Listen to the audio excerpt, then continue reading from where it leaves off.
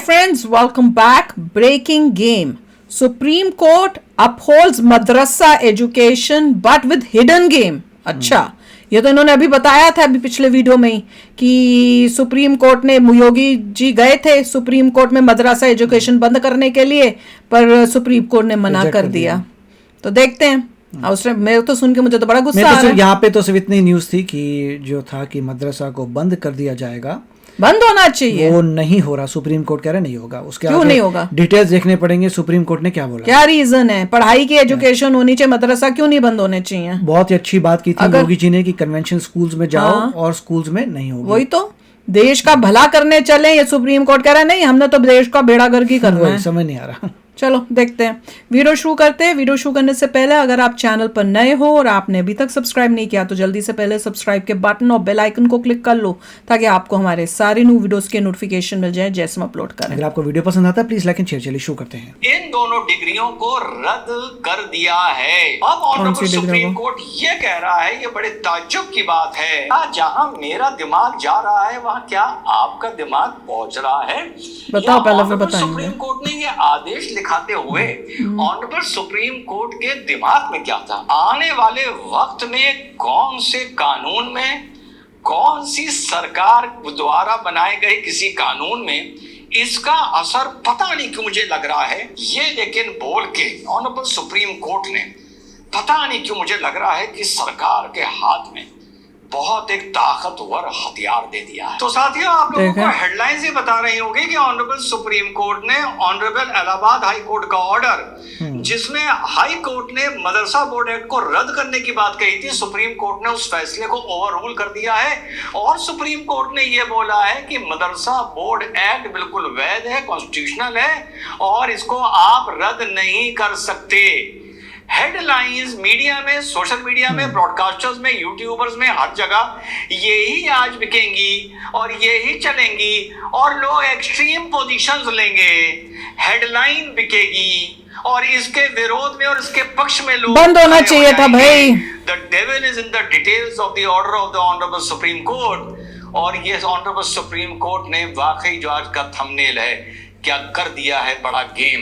देखो विस्तार से कह रहे हैं अहमदाबाद वाले ने तो कहा था कि बंद कर दो, विस्तार से समझाऊंगा। इन्होंने सुप्रीम कोर्ट ने बल्कि उसको कहा, सुप्रीम कोर्ट ने ओवरटर्न किया है और ऑनरेबल सुप्रीम कोर्ट ने किसी पक्ष को खुश करते हुए किस तरह से उसके पर कुतरे हैं। हम पर क्यों कुतरे हैं? कुतरे हैं ना, काटने थे। यहाँ कहो कि जो वहां से पढ़ेगा उसको सर्टिफिकेट नहीं मिलेगा, 12वीं पास के नहीं मिलेगा तुम्हें सर्टिफिकेट, माना ही नहीं जाएगा। सुप्रीम कोर्ट ने मदरसा एक्ट को बहाल करते हुए जो अपना ऑब्जर्वेशन दिया, उन्होंने ये दिया कि ऑनरेबल हाई कोर्ट ने इसमें गलती करी है और किसी भी लॉ को, एक्ट को अगर स्ट्रक डाउन किया जा सकता है, एब्रोगेट किया जा सकता है, खत्म किया जा सकता है, वो सिर्फ दो सूरतों में करा जा सकता है। एक उसकी सूरत यह है कि लेजिस्लेटिव कॉम्पिटेंस के बगैर वो एक्ट बन गया हो, यानी एक राज्य सरकार को एक एक्ट बनाने की अनुमति ही ना हो, पावर ही ना हो, वो ये वाला एक्ट बना दे, तब उसको रद्द किया जा सकता है, अल्ट्रा वायरस घोषित किया जा सकता है।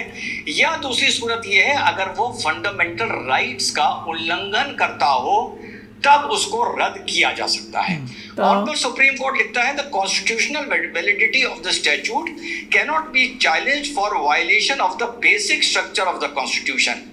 In a challenge to the statute for the violation of the principles of secularism, it must be shown that the statute violates provisions of the Constitution pertaining to secularism. The High Court erred in holding that the statute is bound to be struck down if it violates the basic structure. क्या बोला supreme court जो यहाँ पर बात लिख रहा है, जैसे सेक्युलरिज्म हमारे संविधान के बेसिक स्ट्रक्चर में आता है, जो बात मुझे इस ऑनरेबल सुप्रीम कोर्ट के फैसले में समझ में नहीं आई है। ऑनरेबल सुप्रीम कोर्ट कह रहा है सिर्फ दो कंडीशंस में, अगर फंडामेंटल राइट का उल्लंघन हो रहा हो या लेजिस्लेटिव कॉम्पिटेंस, यानी आपकी सरकार एक कानून, फंडामेंटल राइट का हो रहा है, right to proper education act में और स्टेट लिस्ट में, और वो कानून बना दे, तभी उसको रद्द किया जा सकता है। किसी भी कानून को आप रद्द नहीं कर सकते। ऊपर की 3 लाइनें पढ़िए, can not be challenge for violating the basic structure of the constitution.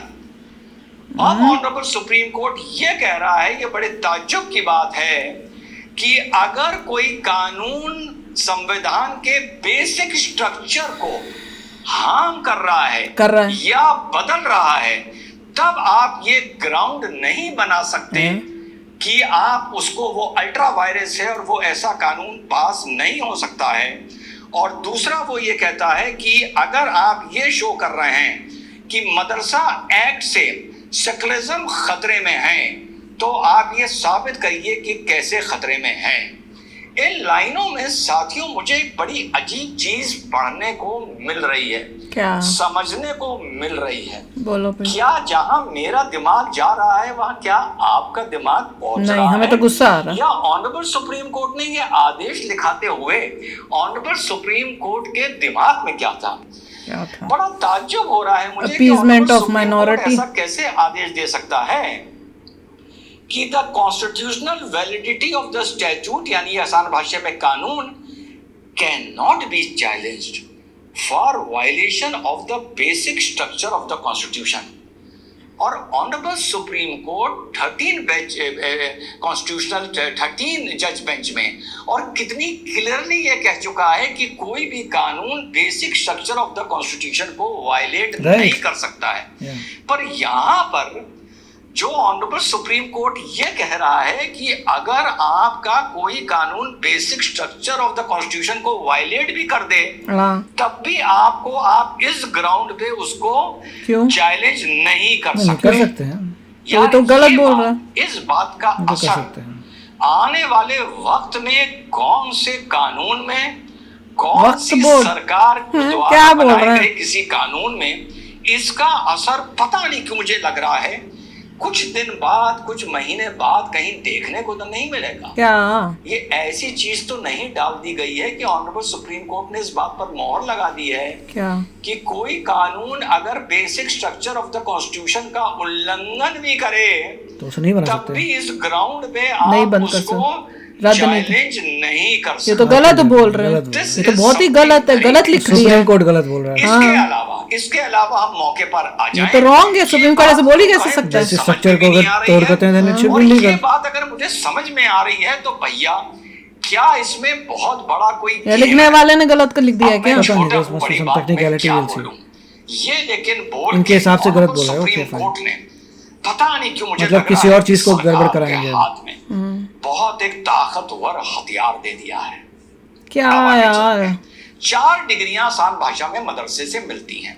Munshi और मौलवी की मिलती है जो कहलाती है क्लास 10, आलिम की मिलती है जो कहलाती है क्लास 12, कामिल की मिलती है नहीं मिलनी चाहिए, ग्रेजुएट, और फाजिल की मिलती है जो कहलाती है पोस्ट ग्रेजुएट। रॉन्ग है, डिग्रियां नहीं मिलनी चाहिए। के लिए मैं यहाँ पर आपको डिग्री नहीं है तो मदरसा ग्रेजुएट बन गए ना तुम, कमिल में। इंटरेस्टिंग बात दूसरी फजल में पोस्ट ग्रेजुएट बन गए। बोला है ऑनरेबल सुप्रीम कोर्ट ने कि मदरसा एक्ट चल सकता है, नहीं चल सकता, इसको आप नहीं रोक सकते। रोकेंगे, लेकिन हायर एजुकेशन में मदरसा बोर्ड नहीं घुस सकता है। कौन सी हायर एजुकेशन? अगर मदरसा बोर्ड हायर एजुकेशन में घुसेगा तो ये अनकॉन्स्टिट्यूशनल होगा और यूनिवर्सिटी ग्रांट कमीशन एक्ट का वायलेशन होगा। हायर कौन सी? मतलब ग्रेजुएशन, पोस्ट ग्रेजुएशन। आफ्टर 12 ने ये बोला है पार्टी से जो मदरसा बोर्ड के पक्ष में गई थी कि भैया 10वीं क्लास से और 12वीं क्लास तक तो तुम मदरसे में एक स्टूडेंट को पढ़ा सकते हो। 10वीं तक होता है। पहले ये होता था जो मदरसे से कामिल की डिग्री लेता था वो ग्रेजुएट मानी जाती थी, वही तो। और जो फाजिल की लेता था वो पोस्ट ग्रेजुएट मानी जाती थी।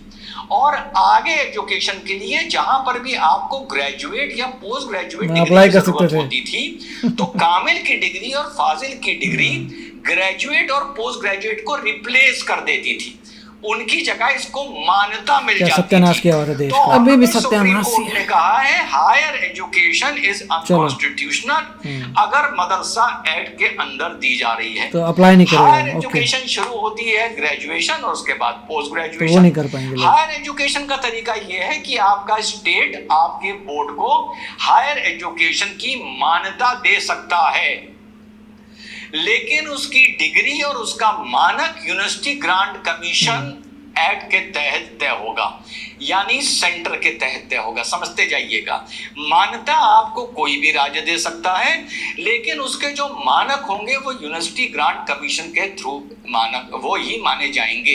तो फिलहाल ऑनरेबल सुप्रीम कोर्ट ने मदरसे से जो कामिल और फाजिल, वो हटा दिया, मैं समझ पाया हूँ, वो हटाया, जो डिग्री मिलती थी, जो ग्रेजुएट और बस इतना किया के बराबर मानी जाती थी, इन दोनों डिग्रियों को रद्द कर दिया है। बिल्कुल किसी भी तरह का एक्सट्रीम पोजीशन नहीं ले रहा हूं, बीच का एक लीगल एनालिसिस करके आप लोग को बता रहा हूं, इनको रद्द कर दिया है।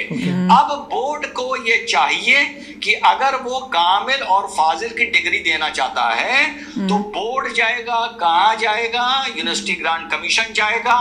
उनके जो मानक हैं उस पर अगर वो सही बैठता है, अगर university grant commission central Delhi उसको इस बात की मान्यता देता है कि तुम बोले हमने देनी नहीं मानता, जो भी मदरसे में पढ़ेगा नहीं मानता के आधार पर चला सकते हो, तभी ग्रेजुएशन एंड पोस्ट ग्रेजुएशन कोई बंदा मदरसे से कर पाएगा।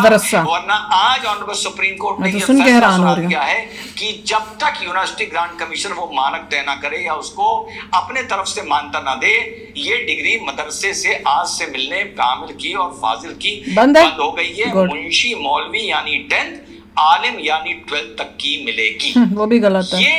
ये पूरा जजमेंट जो सामने आया है। देखो, अहमदाबाद कोर्ट बोल रहे थे शायद, वहां पे तो उन्होंने कहा था कि मदरसे बंद हो जाने चाहिए, which was a very good decision. पर सुप्रीम कोर्ट पे जाते जाते सुप्रीम कोर्ट ने उससे स्टेप कम करके बोल दिया, बहुत ही कम करके, सिर्फ ग्रेजुएशन पोस्ट ग्रेजुएशन बंद होगी। तो उससे चलो पूरा खराब ना करके थोड़ा सा बेटर करा है, पर ये गलत है, बहुत गलत है, क्योंकि 12वीं तक जिस बच्चे का दिमाग खराब करना था वो तो तुम कर चुके, उसकी जिंदगी तुम अपनी गंद पढ़ाई करके कर चुके हो। तो अब 12वीं के बाद उसको वापस उसका दिमाग ठीक करना नहीं हो सकता। और इतनी, मैं तो हैरान हूँ, सुप्रीम कोर्ट ने ये डिसीजन दिया, हद हो गई। इतने टेक्निकलिटी के हिसाब से दिया है, मगर I don't care for the country, this is wrong. नहीं सुधार करेंगे देश का बुरा होगा। हाँ, को भैया यूनिवर्सल स्टडीज होती हैं, एक पर्टिकुलर मतलब सबको ये पढ़ाना है वो होता है, एक पर्टिकुलर एग्जाम देना पड़ता है, वो पास करो तो तुमने 10th पास किया। मुझे ये बताओ, ये जो 12वीं इसमें पढ़ते हैं मदरसों में या 12वीं, क्या ये एग्जाम देते हैं जो हम लोगों ने 10th में बोर्ड के एग्जाम दिए थे, 12th के बोर्ड के एग्जाम दिए थे? नहीं देते। तो वही तो पहले उनको बोलो कि एक एग्जाम तो नहीं मिलेगा। पॉइंट ये है, जो बच्चा निकल रहा है 12th से मदरसा से, उसके स्किल 0 है, कुछ भी नहीं आता। कितनी हमने देखी है उनको, तो basic knowledge 5th 6th class में जो हम पढ़ते हैं उसकी नॉलेज मतलब 17-18 साल के बच्चों को भी नहीं है। क्या करेगा तू भाई? मैनेजर बनेगा, कुछ करेगा? कुछ भी नहीं कर सकता। मैं तो ये भी सुन के हैरान होती हूँ, इनको ग्रेजुएशन पोस्ट ग्रेजुएशन की डिग्री भी मिलती थी। बुरा हाल था। मैं तो सोचती थी 10वीं तक पढ़ाते होंगे,